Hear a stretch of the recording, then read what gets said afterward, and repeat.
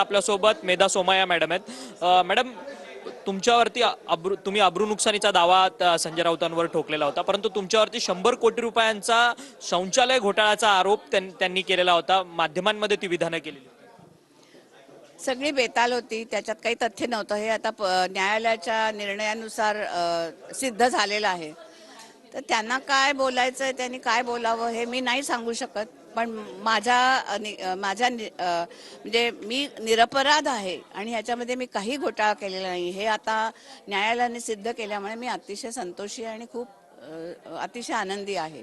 परंतु संजय राऊत असं म्हणतात आहेत, मीरा भाईंदरचे जे विरोधी पक्ष नेते होते प्रवीण पाटील, त्यांनी या सगळ्या संदर्भातली पहिली पत्र जी आहेत ती मुख्यमंत्र्यांना दिलेली होती, त्यामुळे त्या आधारे मी सगळी आरोप केलेली होती असं त्यांचं म्हणणं आहे। त्यांचं म्हणणं काय आहे ते तुम्ही त्यांना विचारलं तर जास्त बरं होईल, नाही का?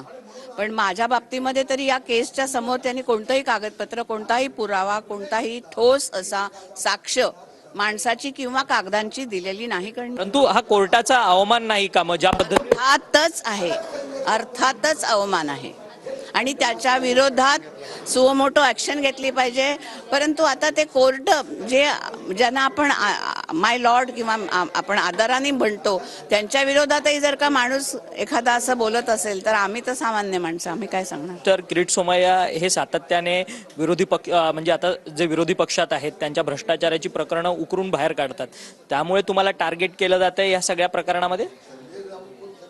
मला नाही माहिती त्यांनी का मला टार्गेट केलं, हे खरंच मला माहिती नाहीये, कारण माझा त्यांचा तसा काही संबंधच नाही अर्थार्थी। आणि त्याच्यावरती म्हणजे मी आता त्याच्यावरती काय बोलू, मला ना खरं सांगू बोलण्या इतकी पण त्याला महत्त्व द्यावं असं वाटत नाही। जर्नलिस्ट कमलेश डोंगरेसह अक्षय मंगणी, टीव्ही9 मराठी, मुंबई। आपल्यासोबत किरीट सोमय्या सर आहेत। किरीटजी, पहिली प्रतिक्रिया काय? त्यांना शिक्षा झाली आहे, 25,000ची पेनल्टी आणि 15 दिवसांची शिक्षा, परंतु त्या सगळ्या संदर्भात त्यांनी आता जामीन अर्ज देखील घेतलेला आहे आणि जामीन सुद्धा झाला। उद्धव ठाकरेला थोबाडीत दिली कोर्टाने, कारण की संजय राऊत तो उद्धव ठाकरेचे प्रवक्ता आहे।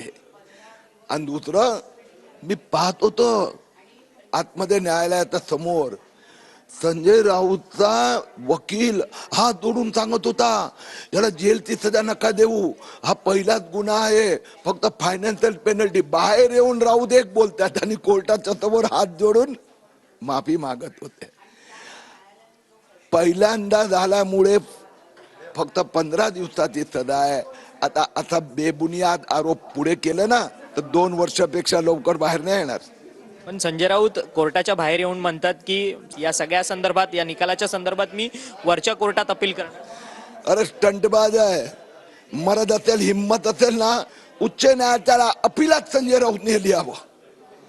संजय राऊतला सबक मिळालाय आणि उद्धव ठाकरेची पण बोलती आजपासून बंद।